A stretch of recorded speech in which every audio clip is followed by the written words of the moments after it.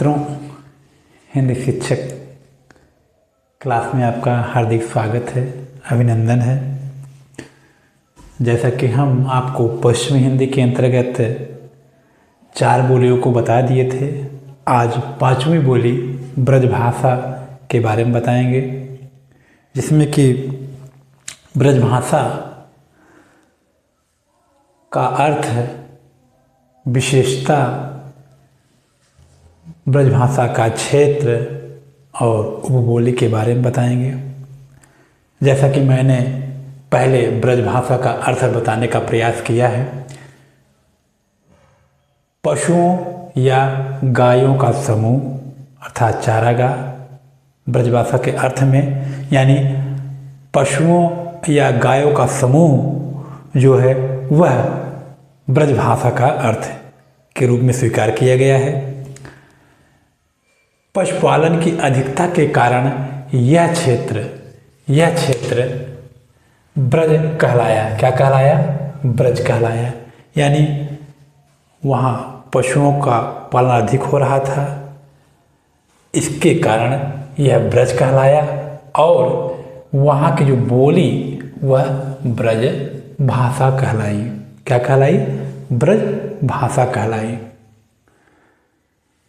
इस बोली का आरंभिक रूप आदिकाल साहित्य में पिंगल तथा मध्यकाल में भाखा नाम मिलता है।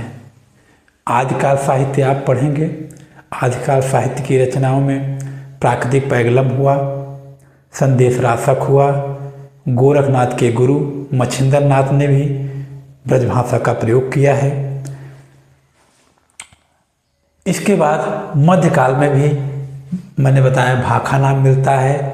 आप भक्तिकाल की श्रेणी में आते हैं। अब भक्तिकाल में आप जानते हैं, भक्तिकाल, रीतिकाल, यहाँ तक कि त्रिवेदी युग तक देखिए ब्रजभाषा का बहुतायत मात्रा में प्रयोग हुआ है। इसी की बहुलता थी ब्रजभाषा में। का भक्ति काल में देखिए, जिसमें सूरदास, अष्टछाप के जितने कवि हुए हैं और तुलसीदास, यहाँ तक कि तुलसीदास की 12 रचनाएं प्रमाणित हैं आचार्य रामचंद्र शुक्ल के अनुसार, जिसमें कि 7 भाषा, वो 7 रचनाएं जो हैं वह 7 रचनाएं ब्रजभाषा में हैं, 5 अवधि में हैं। उसी प्रकार आपको रीतिकाल में जाएंगे, चाहे केशवदास हैं, चाहे चिंतामणि, रसलीन हैं, भूषण हैं, पद्माकर हैं, आदि घनानंद देव, जितने भी कवि हुए हैं सबों ने ब्रजभाषा का प्रयोग किया है। अच्छा, आगे आपको हम इसकी विशेषता के बारे में बताएं कि विशेषता क्या है। यह विशेषता, इसमें औकारांत का प्रयोग होता है। औकारांत शब्दांत प्रत्यय, यानी शब्द के अंत में औ प्रत्यय का प्रयोग होता है। कैसे? आयव यह प्रयोग है ना, खायव यह का प्रयोग है ना, अच्छव औ का प्रयोग है, बुरव औ का प्रयोग है। मैंने बताया औकारांत यानी शब्द के अंत में अप्रत्यय मिलता है आपको। अच्छा, और क्या है अगली विशेषता? मैं के लिए हव का प्रयोग होता है। मैं के लिए हव का प्रयोग होता है। कैसे?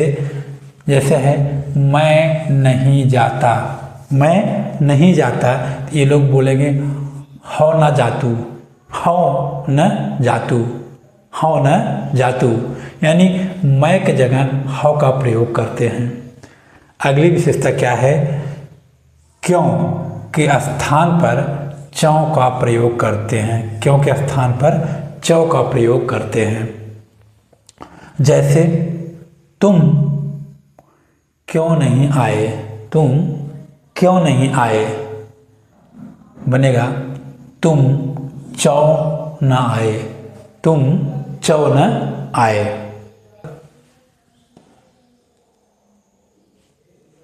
मैंने एक चीज़ और आपको बताना भूल गया, ये जानिए पिंगल, पिंगल आदिकाल में पिंगल शब्द जो आया है, यह पिंगल क्या है? पिंगल आदिकाल में पिंगल डिंगल जो दो भाषाएं जो प्रयोग होती थी, पिंगल और डिंगल में जो रचनाएं होती थी, जैसे डिंगल भाषा में आपको पृथ्वीराज रासो मिलता है, और पिंगल यानी ब्रज भाषा का जो रूप था वह पिंगल के रूप में कैसे था, यानी अपभ्रंश, अपभ्रंश, अपभ्रंश और ब्रज मिल करके पिंगल का रूप देते हैं। वहीं अपभ्रंश और राजस्थानी मिलकर डिंगल का रूप देते हैं। यानी अपभ्रंश और ब्रज भाषा मिलकर पिंगल बनते हैं और अपभ्रंश और राजस्थानी मिलकर डिंगल भाषा बनती है। ठीक, ये आप पिंगल और डिंगल भाषा जानिए। अच्छा, और क्या है? आपको ब्रज भाषा का हम क्षेत्र बताते हैं। ब्रज भाषा का क्षेत्र एटा जिला, धौलपुर, फिरोजाबाद, अलीगढ़, बरेली, हाथरस, मैनपुरी, आगरा, मथुरा, बदायूं, ये क्या है? ब्रज भाषा का क्षेत्र है। और अगर इसे आप ट्रिक के माध्यम में याद कर सकते हैं, कैसे? क्या है? ए धौफी अब हमें आम बदा, ए एटा, धौ धौलपुर, फी